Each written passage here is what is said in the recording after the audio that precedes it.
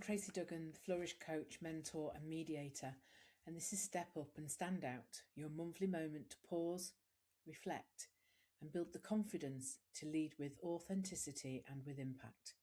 If this podcast resonates with you, I'd love you to follow, like this episode, ring the bell so you don't miss future conversations. And please do leave a review, it really does help. Each episode lands alongside my Time to Flourish newsletter, giving you a moment of insight, reflection and encouragement every month. And today we're talking about something that quietly determines whether bravery grows or collapses, and that is trust. We talk about trust constantly. Trust in teams, trust in leadership, trust in relationships. But rarely do we pause to ask, what is it that builds it? Trust isn't built on blind optimism. It isn't about liking someone, and it certainly isn't about control. Trust is the belief that it is safe to be vulnerable. Brené Brown defines vulnerability as uncertainty, risk, and emotional exposure, and I think it's a great way to define it. So every time we speak up, we challenge a decision, we ask for help, we admit we don't know something, we are making ourselves vulnerable. And whether trust grows or shrinks depends entirely on what happens next. I once worked with a leader who said, I don't understand why nobody challenges me. But when we look closely, every time someone did challenge him, he'd tighten up, he'd become slightly defensive and also corrective. Nothing overly dramatic, but enough for the team's nervous system to register. This doesn't feel safe. Trust doesn't collapse in explosions. It erodes in micro moments. But the positive news is it grows in micro moments too. And on that note, it brings me to something I'm incredibly excited to share. I've actually written a chapter in a collaborative book with 18 amazing women brought together by Susie Sprigg, also known as The Connector. My chapter is called Confidence Isn't the Problem, Belonging Is. Because after years of coaching women in leadership, I've realised something really important. Most women don't lack confidence. They lack environments where they feel safe enough to use it. The chapter explores how we've been taught to fix ourselves, to become braver, louder, more confident, when often the real issue isn't capability. It's about belonging. It's that quiet question so many of us carry. Do I really belong here? In the chapter, I share my story of discovering a hidden branch of family through a DNA test after losing my mum. Standing at Euston Station waiting to meet relatives I'd never known existed, I remember thinking, what if I don't belong here? That moment required bravery, but what made it transformative wasn't courage alone, it was trust. Trust that I could handle whatever happened, trust that vulnerability wouldn't destroy me, and trust that I could show up imperfectly and yet still be accepted.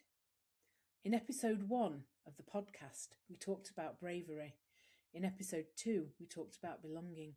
And today we're talking about the bridge that connects the two, trust. There's a powerful neuroscience behind trust. Neuroeconomist Paul Zak found that when trust is present, the brain releases oxytocin, strengthening connection, cooperation and generosity. Trust literally changes our biology. When trust is high, stress reduces, cognitive performance improves, and collaboration increases. But when it's low, cortisol rises. People protect themselves.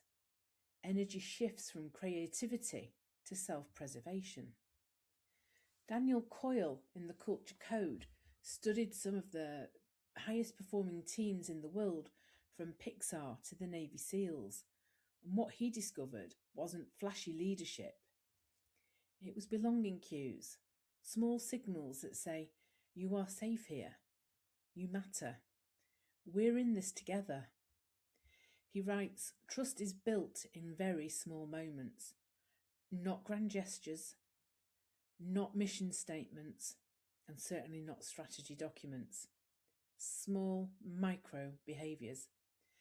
Things like eye contact, listening fully, saying things like, I was wrong, and even something as simple as asking for help.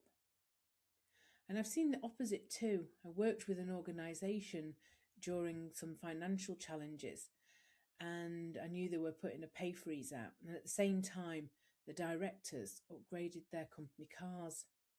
Now, whether that was justified or not wasn't the issue. The perception it created amongst the staff was misalignment.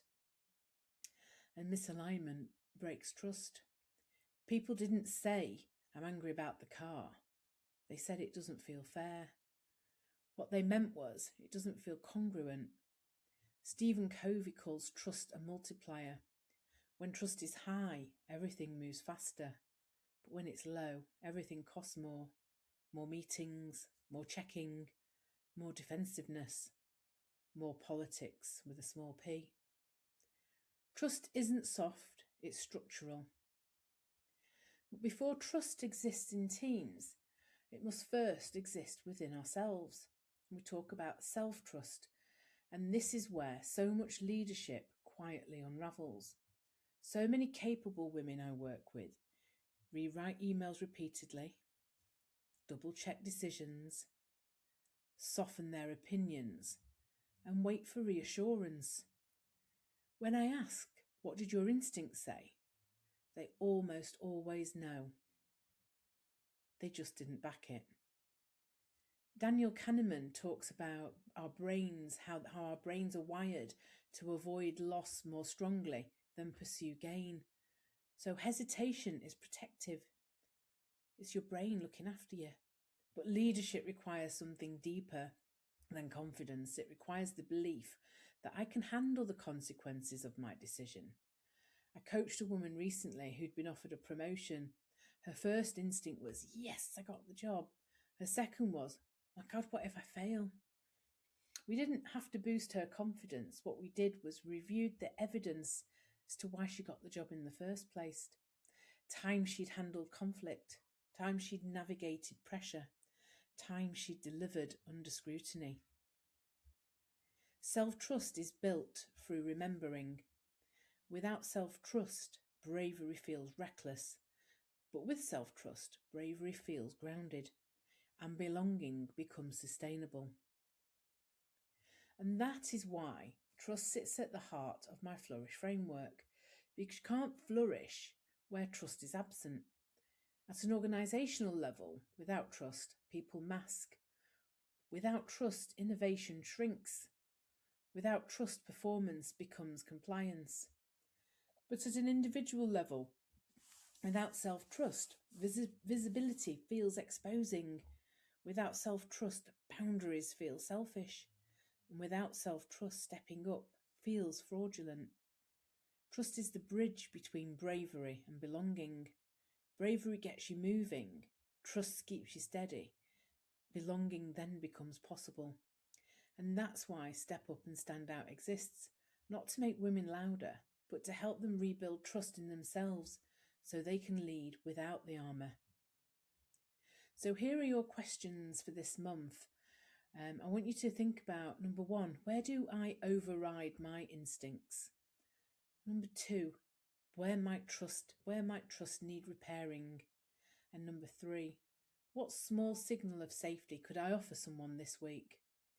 Maybe it's backing your decision, delegating and not micromanaging, admitting uncertainty, or having a calm, honest conversation about something that doesn't feel right.